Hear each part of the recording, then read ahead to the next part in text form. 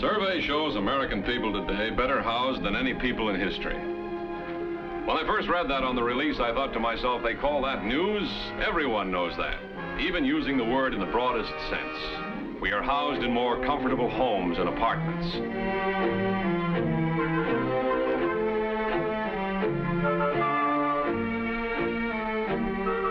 We buy in more efficient stores and shopping centers.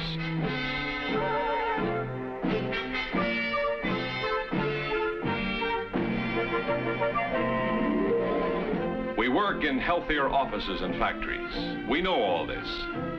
But how many people know how this amazing progress came about? Where does the money come from? Because of the millions, I mean billions of dollars it takes for this tremendous building program.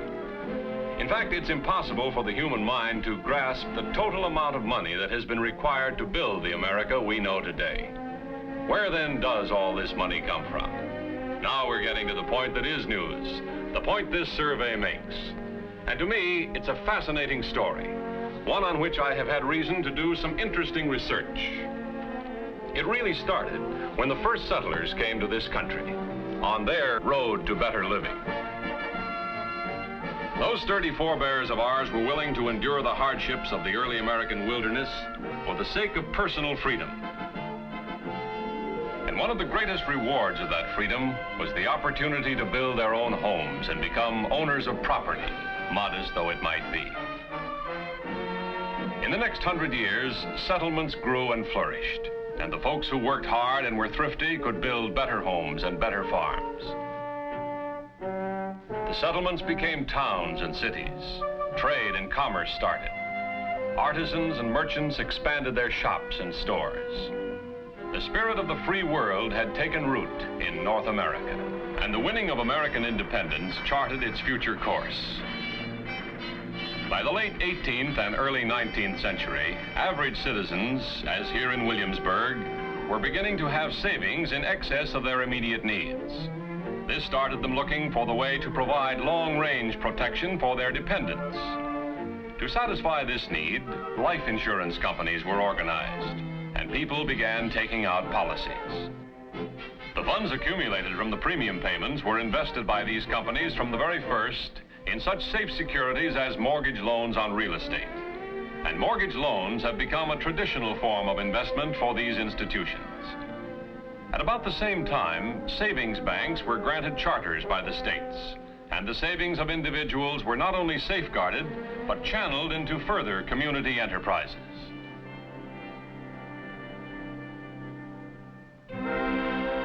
The rest of the century witnessed unprecedented growth and expansion as American frontiers swept westward toward the Pacific.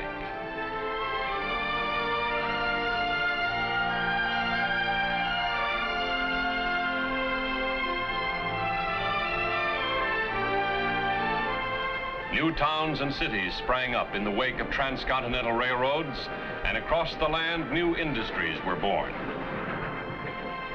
Much of the expansion during this century was provided for by private capital, and many large individual fortunes and industrial empires were thus founded.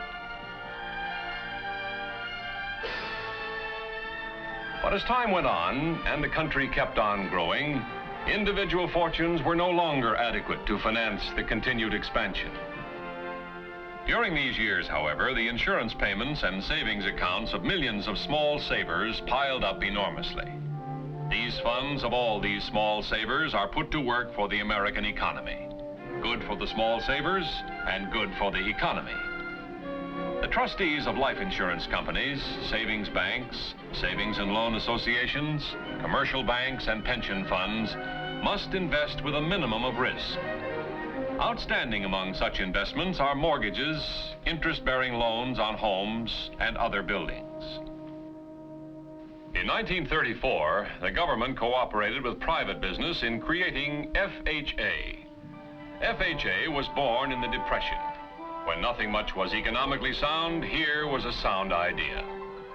Faced with a national need for more homes and a more consistent supply of mortgage money to build them, FHA came to the rescue by insuring long-term, low monthly payment mortgage loans. Home ownership was made possible for additional millions of families and stimulated a tremendous volume of construction. Now, most of the great saving and lending institutions were in the older parts of the country. Thus, insurance premiums and savings deposits tended to concentrate in the East. These institutions began to make mortgage loans in the areas from which the premiums came. As this practice grew, a new profession came into being. The profession of mortgage banking. You see how it grew naturally in response to the needs of the country. The mortgage banker is a specialist who obtains loans, large and small, for people in his own area from any number of local and national institutions. In doing this, he brings funds for construction into his hometown which would not be available locally. And after the mortgage is executed, he handles all the details for both the investor and borrower until the loan is paid off. It's quite obvious that these specialists, the mortgage bankers, play a leading part in the country's progress on the road to better living for us all. But what are mortgage bankers like? Well, about like any other hard-working businessman. Suppose we visit one, James Chandler. Let's follow this caller, Mr. Leonard Mercer of the Pasco Products Corporation, who was referred to Jim Chandler by a mortgage banker in the area of Pasco's home office. Mr. Mercer? Yes. I'm Mr. Chandler's secretary. Won't you please? Thank you. This is quite an attractive office you have here. Thank you. Mr. Chandler's waiting for you. Come in, Mr. Mercer. This your first visit here? Yes, it is. We hope it won't be your last. Well, that may depend on you, Mr. Chandler. We're decentralizing our operations. We're going to build a new plant somewhere in this part of the country. We're looking for a site. Your city is one of several under consideration, but before we decide, there are a number of problems to be resolved. Would you be interested in exploring these with us? We certainly are interested. This would be a fine thing for the city. There are several properties here I think you'll find very suitable. Here's one. Over here's another. But there's one. Just so happens there's a shopping center going up right near that spot. That would be convenient for your people. Yes, it would. The railroad's already assured us that the spur track can easily be extended to this area. And that's the kind of information we need. Suppose I take you to see George Christie, the industrial secretary of the Chamber of Commerce. He has all these facts at his fingertips, locations, freight rates, electric power, and so on. That would be fine. When can you arrange it? Whenever you say. The sooner the better. Have you been in touch with the city council? Not yet. That's another thing we'd like to be sure of, a cooperative local government. You'll have no worry here. George Christie, please. After we've talked with the chamber, I'll take you to see the city manager and the commissioner of public works. Hello, George. Jim Chandler. Oh, I'm fine, thank you. Say, George, I have a gentleman I'd like to bring over to talk about locating a factory here. I thought you would. 11? Fine, we'll be there. You don't waste much time. Well... But that's what we heard about you. Now, if our plans work out, I understand you're in a position to arrange the construction financing as well as the permanent mortgage loan. Yes, we have good connections with our local banks for construction money. And when the building is completed, we can place a permanent mortgage with one of our institutional investors. Good. Now, there's one other aspect of this move that's important to us. It's housing. You see, we'll be bringing in a number of our people, and we have to have some assurance that homes will be available for them. How is the local housing situation? Well, frankly, it's a little tight at the moment. That's disappointing. Oh, not necessarily. Let that be our problem. Well, we can start over there now if you want to. Fine. If you're coming in here, Mr. Mercer, and your people need housing, it's up to us to see that you get it. And we'll get it for you.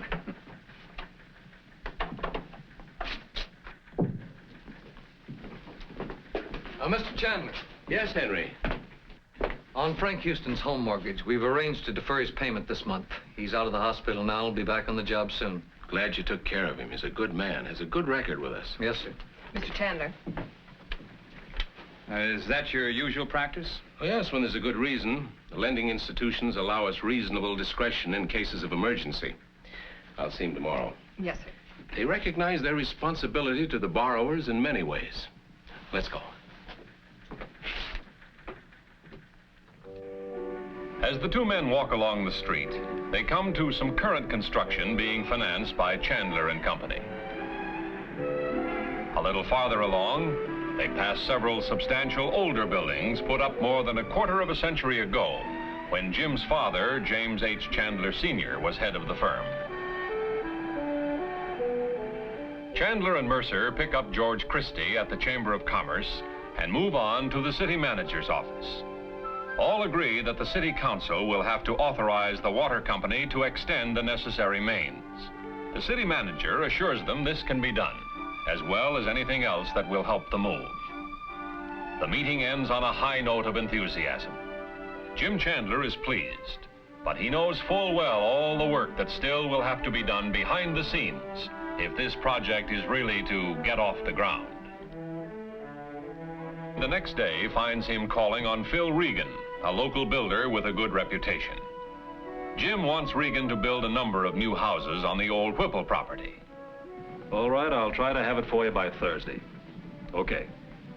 Phil, this is the kind of home we're looking for. It's the best group of homes in that price class we've had yet. They'll go well on that Whipple track. But, Jim, I've got about all the work I can handle right now. I'd like to do it for you, Jim, but I just can't see my way clear. This isn't for Jim Chandler or Phil Regan. This is for the city. A brand new industry, new employment, new business all along the line. Phil, no matter what other inducements we offer them, we can't bring them in here if we can't house them. Doggone it, Jim Chandler, you're a hard man to turn down. Well, it's the penalty of your business.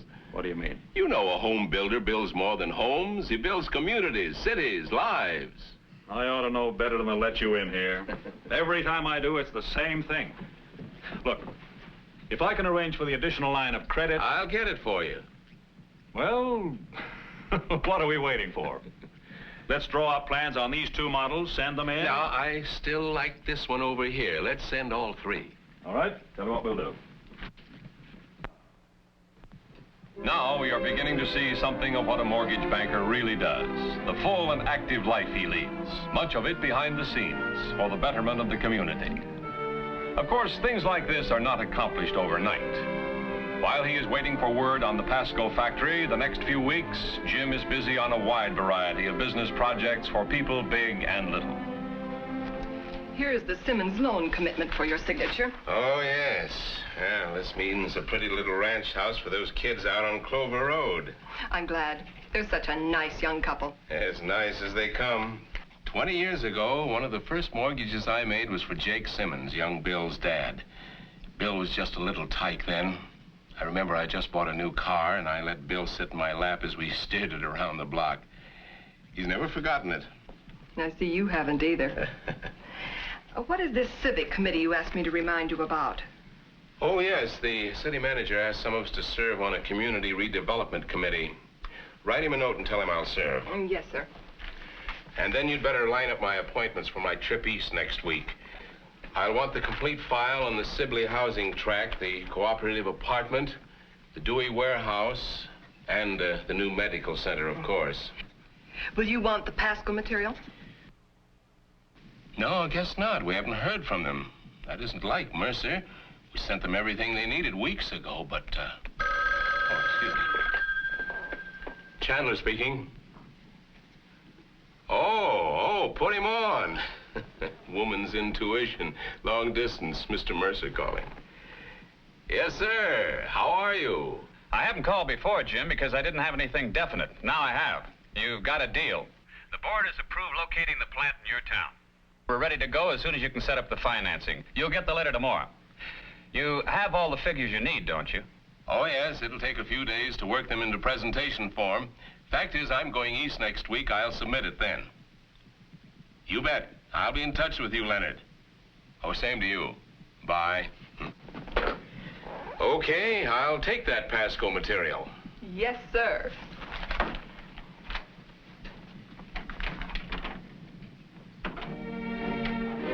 So Jim Chandler heads east with several loans to discuss with a number of lending institutions with whom he constantly transacts business.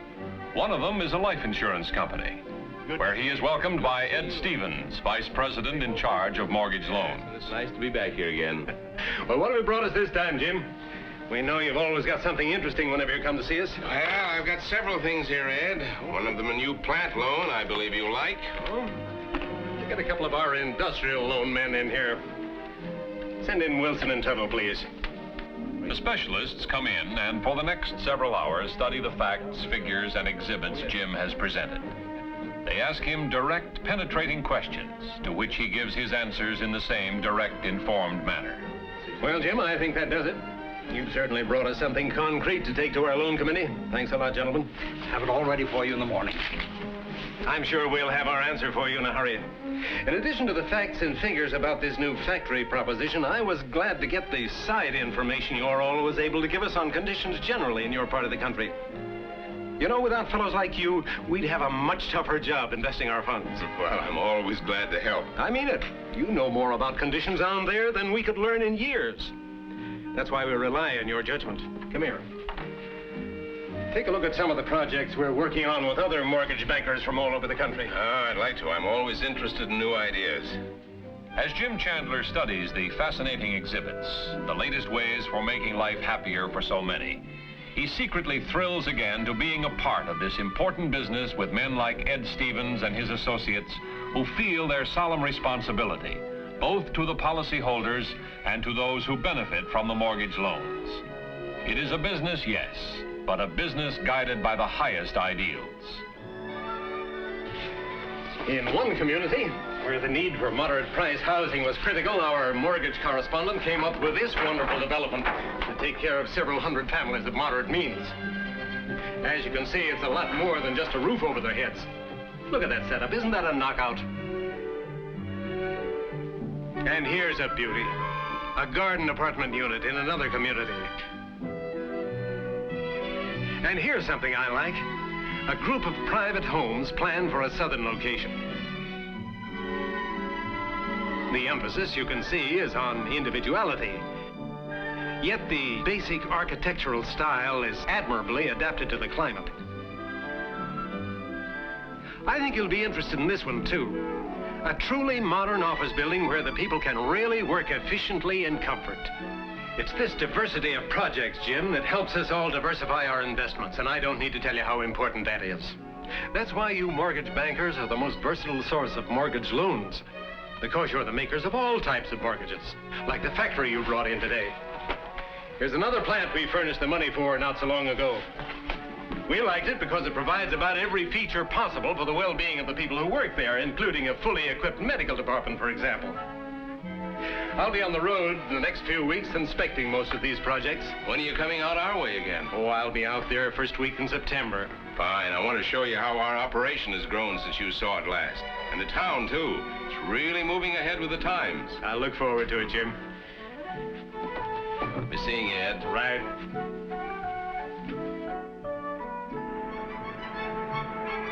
Soon after Labor Day, Ed Stevens arrives in Chandler's hometown.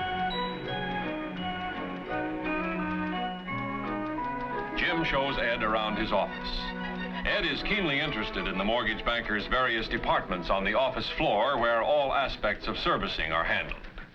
Oh, Ed, you know this town has some really outstanding real estate people. See over there? Yeah? The older man with the young couple? That's Gene Guthrie, a local realtor. He and Henry Sherman have worked together before. You can always tell, can't you? A town with good real estate people is a more substantial community because more people own their own homes. That's right. Now, this is the way your payments will work out. The first year, this proportionate share applies on principal, while this part covers interest, taxes, insurance, and so on. Now, through the months and years, your interest payments become less and less, while the part on principal becomes more and more, until by the 20th year, your payments are practically all principal. Now I understand it. That's a good way of showing it. Oh, Mr. Chandler. Oh, excuse me a minute, Ed. Surely. Folks, this is Mr. Chandler. This is Mr. and Mrs. Russell. We've just closed a home loan for them. Oh, good. You know Mr. Guthrie, of course. Oh, yes, of course. How are you, Gene? Hello, Jim. I hope Mr. Sherman is taking good care of you. He sure is. This is a dream come true for us, owning our own home so soon. Thanks to Mr. Guthrie.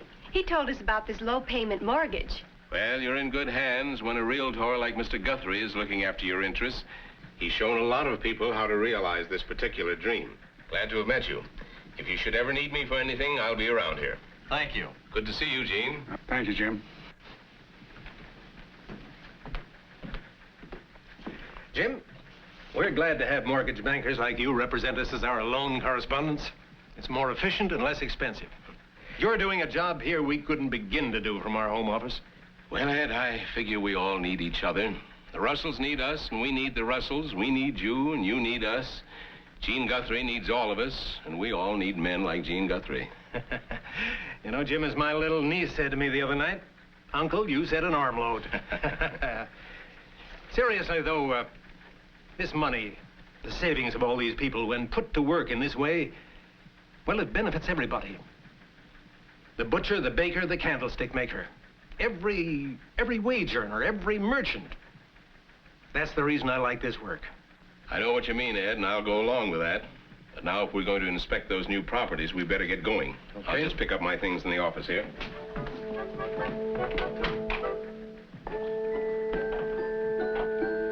The two men visit several projects in progress. The new Pasco plant, an impressive example of the healthy employment of private capital. The savings of thousands of average citizens. But beyond even that, here is one insurance company, like many others, investing more funds in an area than it receives from the area in premium income.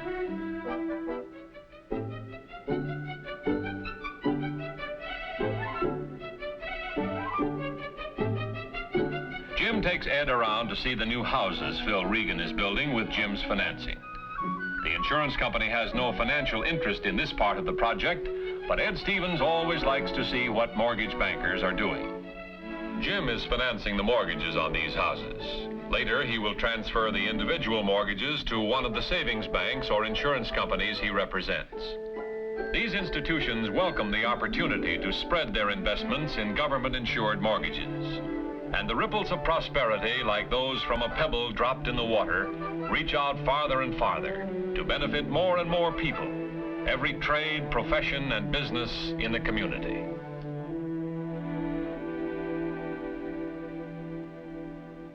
So there you are. That's what I meant when I was trying to tell you what mortgage bankers are like, what they do. We've come a long way from the housing of our founding fathers. But the progress we have made in this country traces back directly to the ideals and aspirations to which they were dedicated. All of us who have savings accounts and life insurance play a part in today's great building program. And we can take everlasting pride in the knowledge that together with men like Jim Chandler, we are steadily building our own road to better living, now and for the future.